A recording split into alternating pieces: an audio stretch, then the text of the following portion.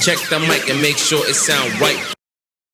Hi, I'm DKWILL, and this is DK. We'll talk about it. As many are aware, the debut of the Rex Osprey XRP ETF was successful. The XRP Dogecoin ETFs among the best debuts of the year with 55 million in combined volume. The latest crypto exchange funds hit the market yesterday on Thursday and did so in somewhat historic fashion. XRPR, which is the Rex Osprey XRP ETF, finished the day trading 37.7 million in volume, which is the largest day one volume launch of the year out of 710 launches, according to Bloomberg. The Rex Osprey Doge ETF did about 17 million in volume, which puts it in the top 5. Bloomberg analyst Eric Balkumas said it's a good sign for the onslaught of 33 Act ETFs coming soon. The Rex shares and Osprey registered the two products under the Investment Company Act of 1940. So you'll see 33 Act and 40 Act as we go along. A federal law that regulates investment funds that pool capital from investors to pursue a common investment strategy. The Rex Osprey shares Osprey registered the two products under the Investment Company Act of 1940, a federal law that regulates investment funds that pool capital from investors to pursue a common investment strategy. While the funds are obligated to maintain direct holdings of the underlying tokens, like Bitcoin and ETH ETFs, their prospectuses provide flexibility to supplement that exposure with foreign spot ETFs or similar instruments if required.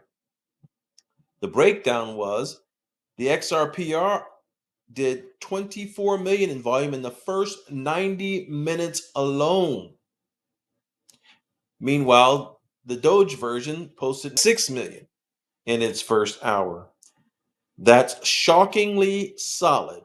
Most ETFs trade under a million on day one. The U.S. Securities Exchange Commission on Wednesday approved new exchange listing standards, and we talked about that in our prior video.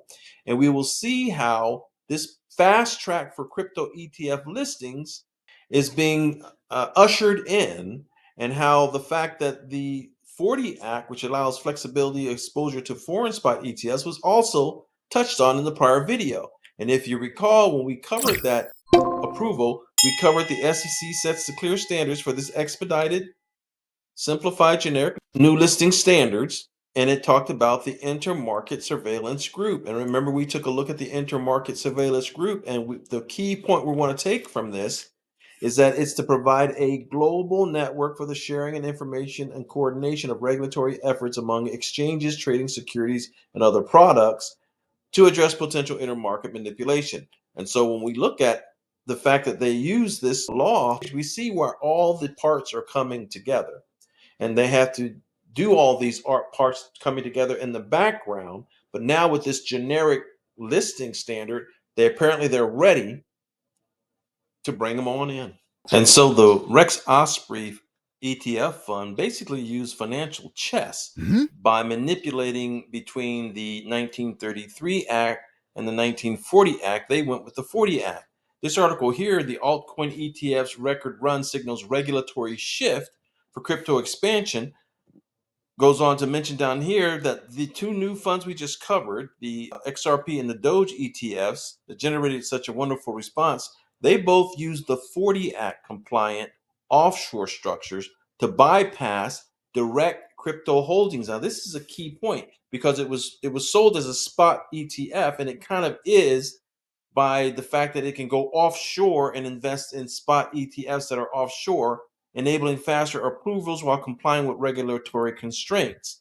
And so when we go down here, we can see within 90 minutes of trading had already secured 24 million, demonstrating its appeal. It says the fund structure, which tracks XRP spot price through offshore subsidiaries and foreign exchange traded products, avoids direct crypto holdings while complying with the Investment Company Act of 1940, not 1933. That's what the other ones are coming in, but they have to actually hold the asset. And so that's a misstatement on one of my prior videos. I thought by saying it was a spot ETF, it had to hold the asset. No, it has to hold ETFs offshore that hold the asset.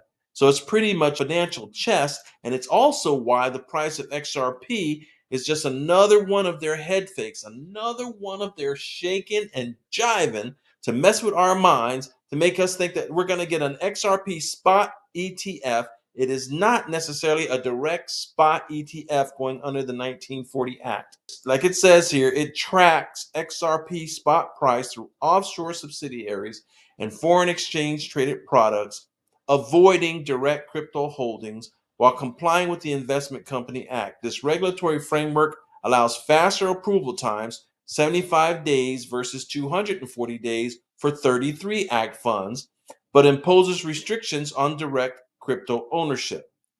So it was a head fake, folks, and it's just another reason why the narratives can get us caught up. They released this and it had a phenomenal response, which is great. But at the same time, it gave the impression to those of us who actually hold the XRP that the price is going to go up. And they played the head fake game. And it's the same buy on Troom or sell on ruse that I did a video earlier about that of, I don't know, a couple weeks, month back. How they're doing everything they can to trick the unwary to give up on XRP and think nothing's going to happen. And I did notice that on X, the shills are coming out. And the shills are coming out and making fun of the fact there's more news and nothing happened to XRP. It's all part of the effort to shake the XRP out of our hands. Gorilla grip. Because when the true 1933 Act XRP ETFs come on board, which will be November, we thought October, and don't be surprised if some come in October. I will say that. Don't be surprised if some do show up in October, but certainly in November, by November, the back wall from forever. Don't be surprised that that's when the price actually generates some real momentum, because that's when they actually have to hold the asset. And this is a part of shaking the rug for the weak hands, like I've mentioned many times in many of my videos, who don't have that gorilla grip, to get discouraged and to get up and to fall prey to the psychology of the market. So the best thing to do is to hold on to the finish. We are not at the finish line quite yet. So it was a wonderful debut, and there's no need to hate on that, but there is a need to be aware and hate on the maneuvers, hate on the chess, hate on the financial manipulation that they're attempting to do by referring to this, if you recall in my prior video, as a spot ETF, when it's not necessarily a genuine 1933 Act spot ETF. And so, especially in these times, inflation on grocery prices and everything are eating up people's money, and people are limited in the amounts of monies they have available to invest. And so, once you take it and you make a choice and invest it, it removes your ability to invest somewhere else. That's important, because the way this article finishes out shows how important it is. There is a good chance that over 100 crypto ETFs will be launched in the next year. And the majority of these new launches are probably going to come off of the 1933 Act, where they have to hold the asset, not the 1940 Act that they use to shake that tree just a little bit more. But here at DK Will, we got a gorilla grip. They can't shake the tree. We shake the tree because we're the gorillas. So this was a head fake, folks. Yeah, it was good and it was great, but it was a head fake designed to discourage, designed to absorb liquidity away from other places and keep the money that's going to be made in a month or so limited.